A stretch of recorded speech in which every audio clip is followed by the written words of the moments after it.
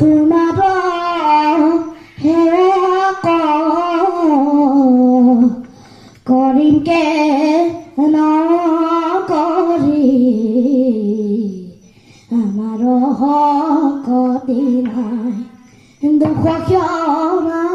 কৰা দুখানি চৰণে দিয়ক পদৰ তলে ঠাই দিয়ক পদৰ তলে ঠাই নমো নমো নাৰায়ণ প্ৰসন্ন হৈ হৰি কৰি কমাই এক নিৰ্যান আপোনাৰ মহিমাক আপুনি বেকত কৰি জীৱক কৰা পৰিতান কামনাক লাগি কৃষ্ণক ভজয় কৰন্ত কামনা হৰি কৃষ্ণ কৃপাময়